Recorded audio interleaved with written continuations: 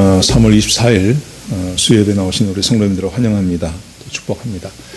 우리 말씀 나누기 전에 먼저 같이 공동 기도 제목으로 기도하는 시간 갖도록 하겠습니다. 기도하시겠습니다. 홍석화 집사의 암을 치료해 주십시오. 배옥전 집사의 뇌졸중을 치료해 주십시오. 언어가 회복되고 오른쪽 팔다리에 힘이 생겨나도록 해 주십시오. 과간나 집사의 허리를 치료해 주십시오. 권하 집사가 다시 걷도록 해 주십시오. 최영승 형제의 어머니의 암을 치료해 주십시오. 오길선 어린이가 회복이 잘 되게 해주십시오. 강봉 장로의 임파선암을 치료해 주십시오. 김경수 집사의 당뇨를 치료해 주십시오. 우한 폐렴으로부터 우리를 지켜주십시오. 예수님의 이름으로 기도합니다. 아멘. 아멘. 네, 오늘 본문의 말씀은 전도서 11장입니다. 1절에서 10절까지 말씀인데요. 함께 읽으실 본문은 우리 1절, 2절만 읽도록 하겠습니다. 제가 봉독해 드리겠습니다. 너는 내 떡을 물 위에 던지라. 여러 날 후에 도로 찾으리라. 7에게나 8에게 나눠 줄지어다. 무슨 재앙이 땅에 임할는지 내가 알지 못함이니라. 아멘. 오늘 본문의 말씀은 사람이 미래를 준비해야 한다는 것입니다. 미래를 준비하라. 그렇게 말씀하세요. 그래서 1절에 보면 너는 내 떡을 물 위에 던져라.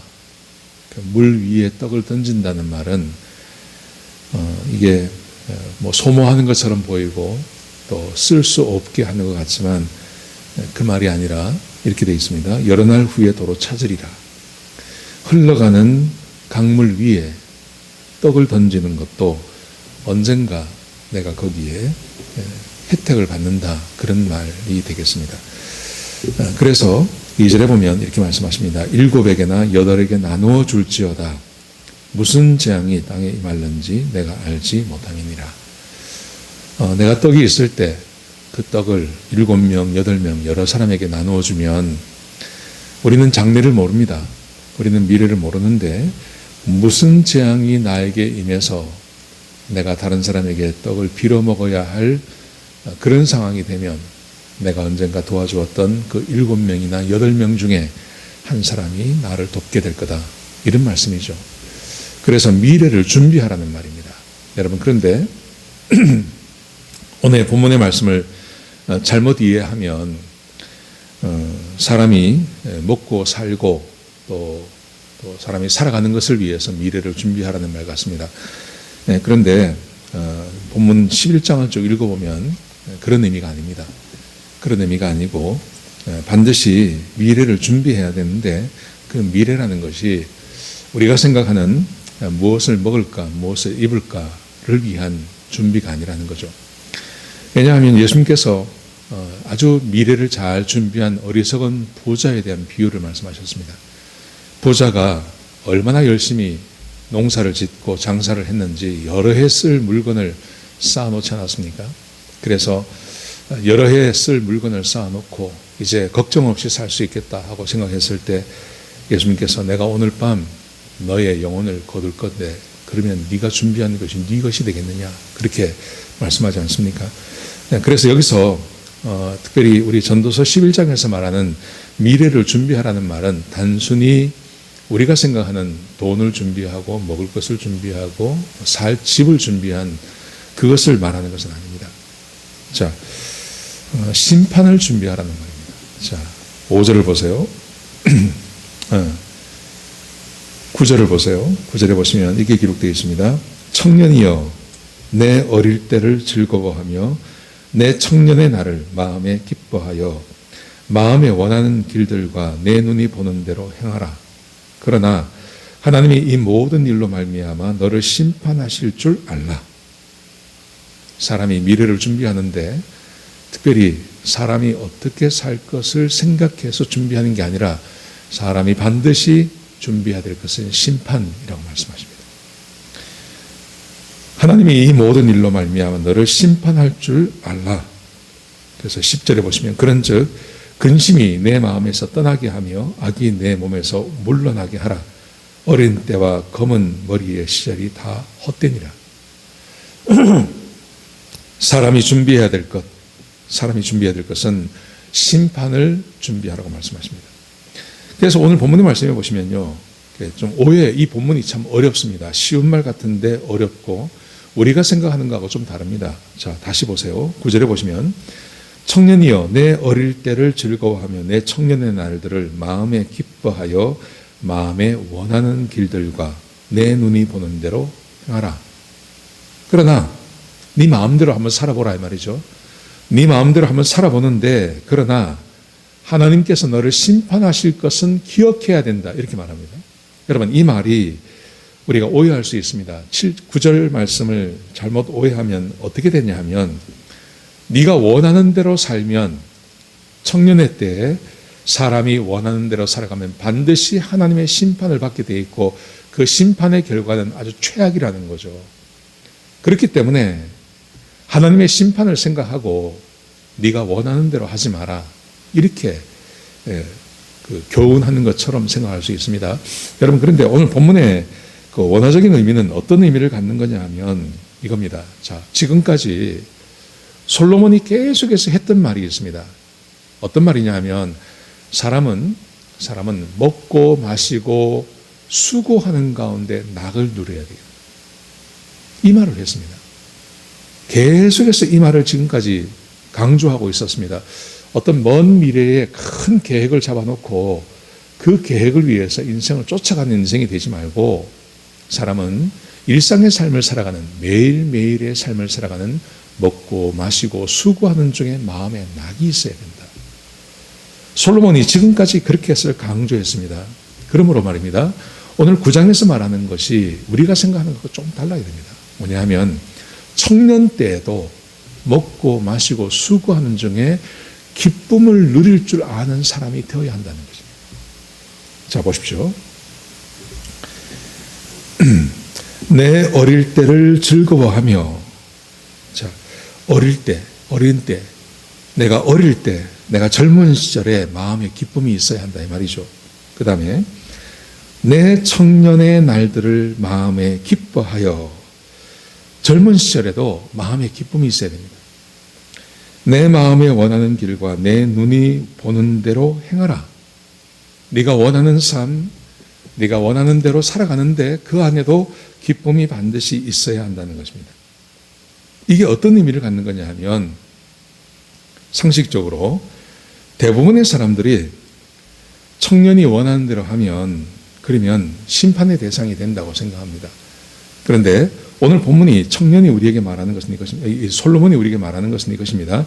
청년이 마음에 원하는 것을 하고 눈에 보이는 대로 행하고 마음껏 즐겁게 기쁘게 살아도 그게 죄가 되지 않는 삶을 살아야 한다는 것입니다. 그러니까 솔로몬은 무엇을 강조하는 거냐 하면 내 기쁨과 내 즐거움의 방법과 그 대상을 바꾸라는 말입니다.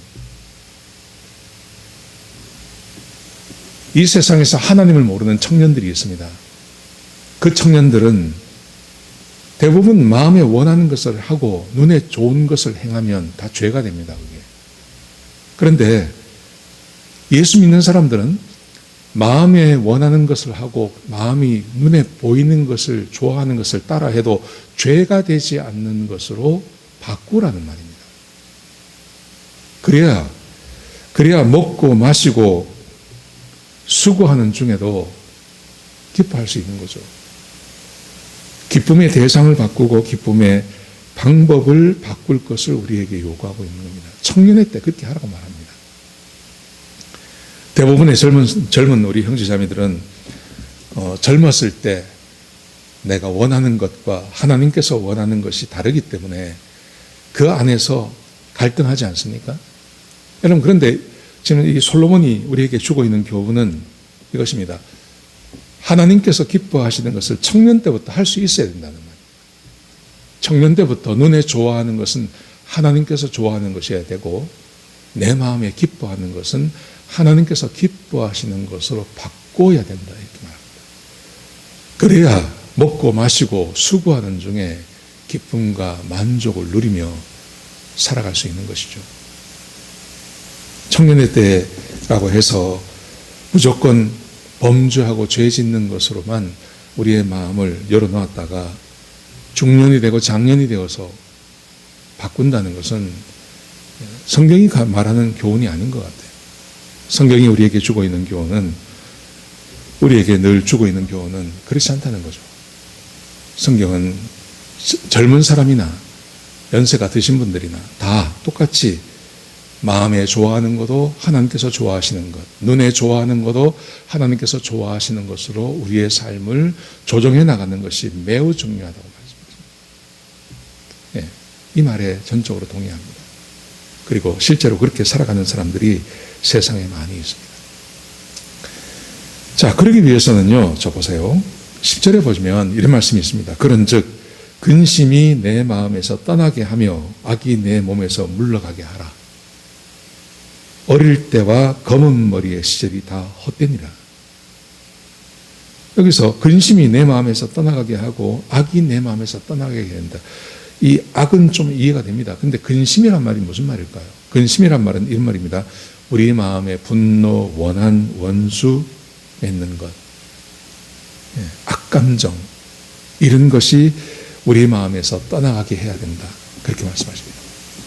우리 마음에 악감정, 분노, 원한, 이게 떠나가게 하고 악, 나쁜 것, 사악한 것, 이런 것들이 우리 마음 가운데서 떠나가게 하면, 이 나쁜 습관들이 우리 마음 가운데서 떠나가게 되면, 악감정들이 우리 마음 가운데서 떠나가게 되면, 그러면 굳이 이 세상에서 즐거움에 탐닉하고 이 세상에 어떤 그 사악한 것에 탐닉할 필요가 없이 마음의 평강과 은혜 가운데 살아갈 수 있다. 그렇게 말씀하세요. 여러분, 얼마나 많은 사람들이 마음 가운데 이런 사악한 것들, 악, 그리고 마음의 원한, 분노, 이런 것을 마음에 품고 살아가지 않습니까? 이걸 잠재우기 위해서 술을 먹고 마약을 하고 또 섹스 같은데 중독이 되고 그렇게 살아가지 않습니까? 그런데 어린 시절부터 우리 마음 가운데 원한이 없어요. 분노가 없어요. 악감정이 없어요. 죄악이 없어요. 그러면 굳이 그런 죄악된 세상 가운데서 내 마음의 기쁨과 평안을 얻으려고 애쓸 필요가 없다는 겁니다. 청년의 때도 마찬가지라는 겁니다. 생각해보면 청년 때 가장 많이 좌절하지 않습니까? 그 사회가 요구하고 학교가 요구하고 하는 것에 못 미치는 것, 그게 우리 청년들이 경험하는 삶 아닙니까? 그런데 그런 그 청년의 때에 모든 것이 풍족해요. 마음의 악감정도 없고 마음의 기쁨이 있고 감사가 있고 풍족함이 있고, 그러면 굳이 악한 것에 빠져들 이유가 하나도 없다는 거죠. 지금 솔로몬이 우리에게 그렇게 이야기하고 있는 겁니다. 자, 한번 생각해 보십시오. 왜 사람들이 죄를 짓습니까? 왜 사람들의 마음 가운데 분노가 있고 원한이 있고 악이 있고 왜 사람들이 그럴까요?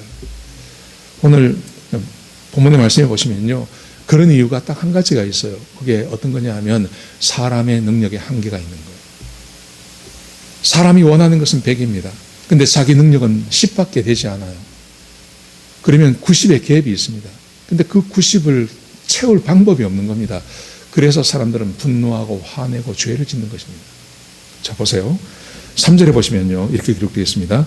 구름에 비가 가득하면 땅에 쏟아지며 나무가 나무로나 북으로나 쓰러지면 그 쓰러진 곳에 그냥 있느니라. 풍세를 살펴보는 자는 파종하지 못할 것이요 구름만 바라보는 자는 거두지 못하리라. 바람의 길이 어떠함과 아이 벤 자의 태에서 뼈가 어떻게 자라는지 내가 알지 못함 같이 만사를 성취하시는 하나님을 내가 알지 못하느니라. 바람이 어디서 불어서 어디로 가는지, 나무가 왜 쓰러지는지, 한번 쓰러진 나무는 다시 일어나지 않는지, 왜 일어나지 않는지, 이 세상이 돌아가는 어떤 이 풍조들, 이 세상에 돌아가는 이 삶의 일들을 사람은 모른다는 겁니다. 능력에 한계가 있다는 말이죠. 아무리 노력하고 수고를 한다고 해서 내가 원하는 것을 다 얻을 수 있는 사람은 없습니다. 세상은 그렇게 만만하지가 않다는 것입니다. 자연현상도 마찬가지 아닙니까? 하물며 사람들이 살아가는 것에 있어서 내가 노력하고 애쓴다고 해서 세상이 되는 게 아니거든요. 그러니까 그런 세상 안에서 살아가면서 사람들의 마음 가운데 내가 좌절을 겪고 내가 원하는 것을 얻지 못하고 내가 노력하지만 노력한 것만큼 뭔가 대가를 얻지 못하면 사람들의 마음 가운데 분노가 생겨날 수밖에 없는 겁니다. 그 분노가 우리의 마음을 항상 가득 채우게 되어 있고 그 분노 때문에 사람들은 나쁜 것에, 죄악된 것에 또 그런 어떤 그 좌절감을 느낄 때 그 좌절감에서 위로를 얻기 위해서 특별히 우리 청년들이 그 나쁜 길로 빠져들고 하지 않습니까?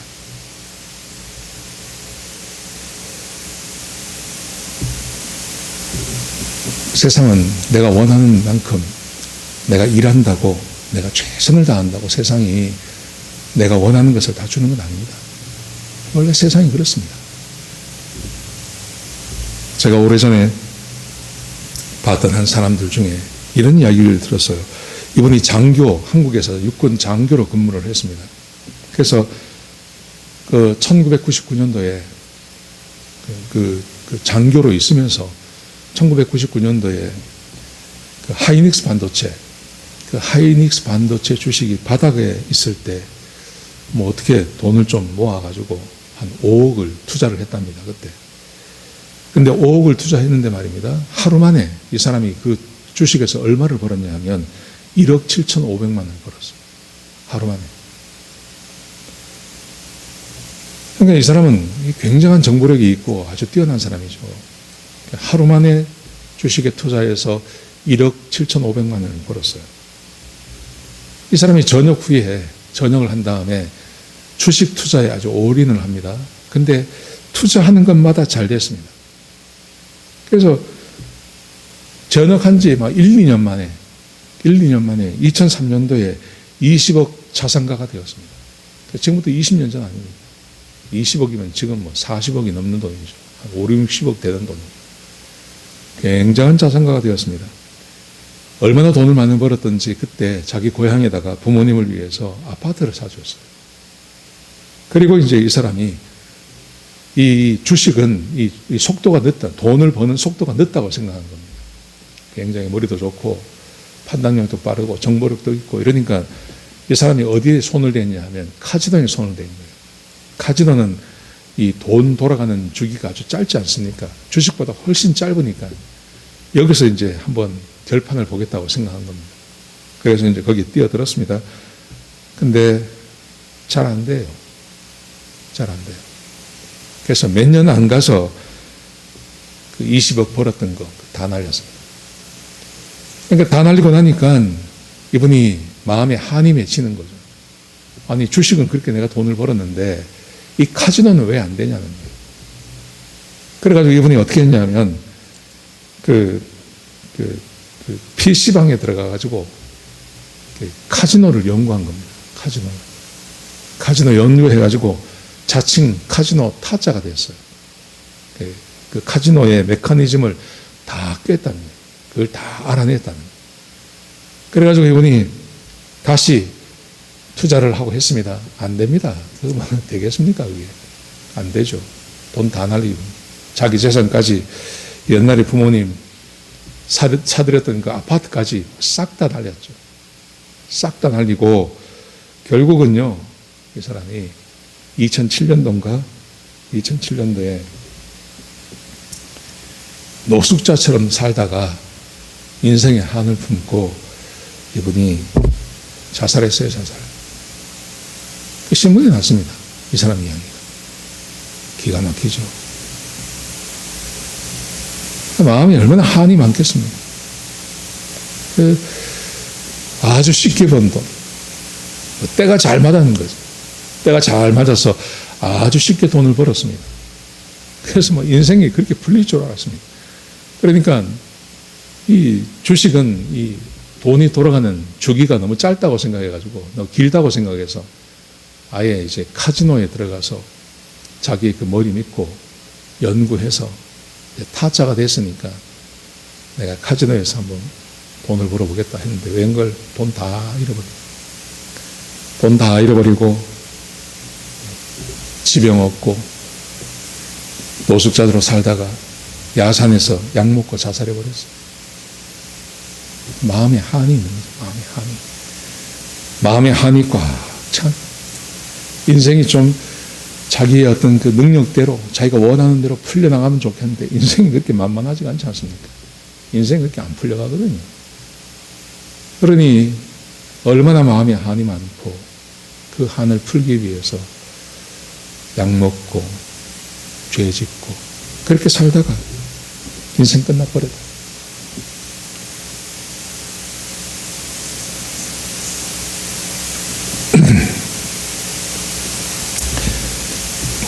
사람은 한계가 있습니다.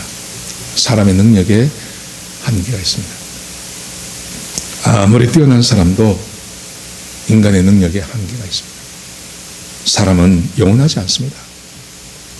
우리 청년 때 특별히 그런 인간의 능력의 한계를 더 많이 느끼지 않습니까?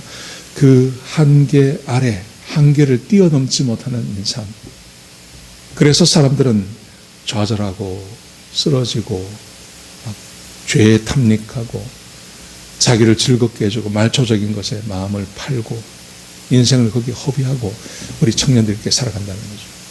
여러분, 그런데 어떻게 사람이 인간의 한계가 있다는 것을 알면서도 그런 능력의 한계를 느끼면서도 어떻게 범죄하고 죄를 짓지 않고 그리고 날마다 먹고 마시며 수고하는 중에 낙을 누리며 살아갈 수 있는 비결이 뭐냐 하는 거예요. 그 비결이 바로 아주 간단합니다. 그것은 우리 이 전도서가 끊임없이 이야기하고 전도서뿐만이 아니라 성경 전체가 우리에게 가르치고 있는 것입니다. 그것은 하나님 안에서 기쁨과 즐거움을 느낄 수 있어야 한다. 하나님이 기쁨을 주시고 하나님 안에 하나님께서 주시는 그 은혜, 하나님이 주시는 그 축복, 하나님께서 채워주시는 그 지혜, 하나님께서 해결해 주시는 그 문제를 경험하면서 하나님의 은혜 아래 기뻐하며 즐거워하며 살아갈 수 있는 그런 삶을 우리가 살아야 한다는 것이죠. 시편 5편 11절에 보시면 이렇게 말합니다. 그러나 주께 피하는 모든 사람은 다 기뻐하며, 주께 피하는 사람들은 다 기뻐하며 주의 보호로 말미암아 영원히 기뻐 외치고 주의 이름을 사랑하는 자들은 주를 즐거워하느니라.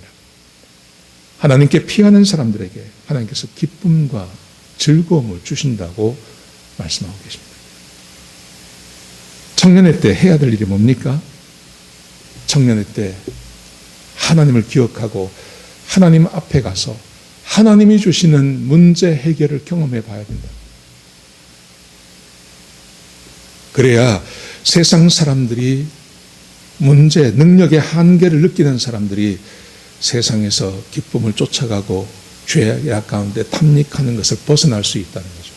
하나님이 주시는 기쁨과 능력을 경험할 때만, 하나님이 주시는 기쁨을 경험할 때 가능하다는 거죠. 시편 21편에 이렇게 말합니다. 왕이 여호와를 의지하오니 지존하신 이의 인자하심으로 흔들리지 아니하리이다. 다윗 왕이 하나님을 의지하니 하나님께서 주시는 그 기쁨으로 흔들리지 않습니다. 21장 1절에 보시면 여호와여 왕이 주의 힘으로 말미암아 기뻐하며, 왕이 다윗 왕이 하나님께서 주시는 힘으로 인하여 기뻐하고 주의 구원으로 말미암아 크게 즐거워하리이다. 하나님께서 구원해 주시는 것을 경험하고 크게 즐거워합니다. 여러분, 청년 때부터, 어릴 때부터 이런 기쁨과 즐거움을 경험해 봐야 됩니다. 사람은 다 한계가 있습니다. 사람은 다 살아가면서 자기 능력과 힘으로 살아갈 수 있는 사람 없습니다. 여러분, 그런데 내가 고비마다 내가 문제의 한계를 느낄 때마다, 그때마다 하나님께 간구하고 기도하고 하나님께 도움을 요청하고 하나님께서 구원하시고 하나님께서 힘을 주시는 것을 경험하는 사람이 그 안에서 즐거워하고 기뻐할 수 있는 것입니다. 그러면요, 즐거움과 기쁨의 방법이 바뀌는 거예요. 이 세상의 젊은 사람들이 탐닉하고 있는 그 기쁨을 쫓아가는 게 아니라 하나님의 말씀과 하나님의 은혜 안에 하나님을 예배하고 하나님께서 주시는 기쁨과 능력을 경험하는 것이 우리 삶에 얼마나 큰 능력과 힘이 되는지 모릅니다. 이게 사람이 살아가는 방법이라는 겁니다. 청년들만 그런 거 아니지 않습니까? 우리 장년들도 마찬가지죠. 사람이 죽는 그 순간까지 우리 모든 사람이 그렇게 살아야 하지 않겠습니까? 세상 사람들이 즐거워하고 세상 사람들이 기뻐하는 것으로 내가 내 삶을 낭비하고 살아가는 게 아니라 내가 먹고 마시고 즐거워하는 중에 하나님께서 주시는 그 기쁨을 경험하기 위해서는 내 능력의 한계를 뛰어넘는 하나님의 구원하심과 하나님의 은혜를 경험할 때 우리의 삶에 참된 기쁨과 참된 즐거움이 터져나오게 되는 것이죠. 사랑하시는 성도 여러분, 한번 우리 인생을 그렇게 살았으면 좋겠습니다. 우리의 목표를 그렇게 한번 세워보셨으면 좋겠습니다. 내가 지금 없는 게 뭐냐? 내가 지금 부족한 게 뭐냐? 이걸 찾는 게 아니라요. 내가 없는 게 있고 부족한 게 있다 하더라도 먹고 마시며 수고하는 중에 내가 매일같이 하나님께서 주시는 그 기쁨과 그 은혜를 경험하기 위해서 내가 첫 번째 해야 될 것, 하나님 의지하는 것입니다. 하나님 바라보는 것입니다. 그리고 하나님만 찬양하고 하나님의 이름을 높여드리는 것입니다. 내가 그거 하는 겁니다. 그럴 때 우리의 마음에 잔잔히 흐르는 하나님의 기쁨과 은혜가 있는 거예요. 여러분, 저는 지금도 팔복일기 씁니다. 저는 지금도 팔복일기 쓰고요. 마태복음 5장, 6장, 7장의 말씀을 매일 저녁에 읽고 묵상하고 내가 해야 할 일이 뭔지 그거 합니다. 근데 참으로 놀라운 것은요, 그렇게 하면 하나님께서 주시는 기쁨이 있어요. 하나님께서 주시는 만족이 있어요. 그리고 내가 하루를 살아가면서 내 앞에 죄가 나타났을 때 그 죄를 지적해 주세요. 그리고 그 죄를 이기게 해 주세요. 그리고 하나님께서 내 마음 가운데 기쁨과 마음의 만족을 허락해 주세요. 그리스도인들은 그렇게 살아가는 겁니다.